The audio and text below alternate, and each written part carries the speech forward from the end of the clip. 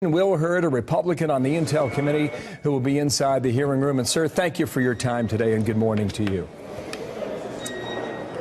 Good morning. It's always a pleasure to be on. What do you want to learn today, sir? Well, today I think the hearing in the afternoon is going to be more revelatory because those folks had better access to the principles involved in this case. I've ultimately have said that this impeachment inquiry is incredibly premature because we haven't been able to gather all the facts. In previous impeachment inquiries, you had an agreed upon state of facts that were gathered by the FBI. We haven't seen that in this case. I think in this morning hearing, you're going to probably see Chairman Schiff interrupting Republicans as he has done in previous hearings and interrupting our questioning, our time to try to gather the facts. But in the first hearing this morning, you're going to hear from folks about what their opinions were of the call and what may have happened. But I want to get to when did the Ukrainians know pieces of information? What was the reason behind the use of the word investigations? These are some of the questions I want to hear about, but I don't think I'm going to get those questions this morning. Well, you do not think you're going to get those. That's Jennifer Williams, by the way, just arrived there with a red dress.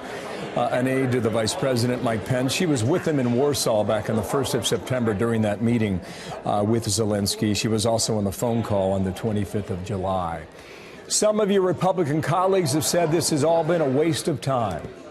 Has it been?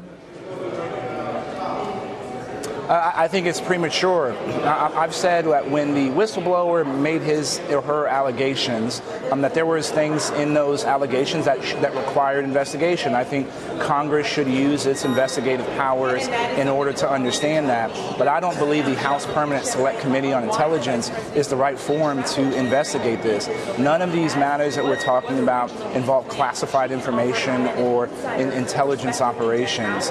Look, we just had the Russians take over a military base in northern Syria that we built.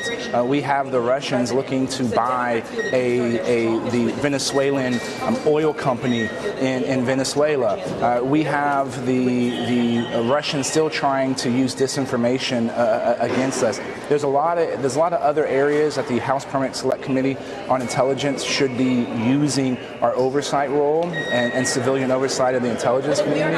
And I think these questions would have better been explored in other committees. Well, Alexander Vindman arrived a short time ago. He will appear side by side with Jennifer Williams. Do you know what contact he had with members of the Intelligence Committee?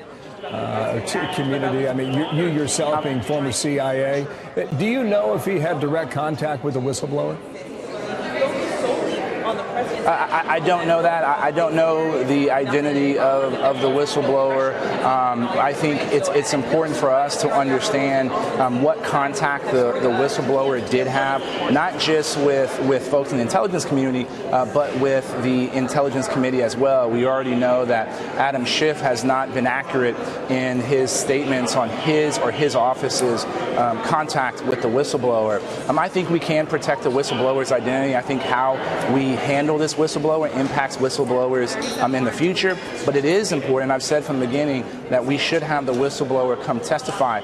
We can't do that in a classified environment, in a closed environment, in order to protect this information, because it's important to understand the motivations behind the original complaint and who all was coordinated with prior to that information coming to the HPSC committee. Sir, I'm out of time. I know you got to get inside the room. How important do you believe, in a word or two, is it to know about Hunter Biden's appointment on the Burisma board? Corruption is important. It's been endemic in Ukraine for a long time. So I would love to hear from him, and I'd love to hear from Rudy Giuliani as well. Will Hurd, thank you for your time.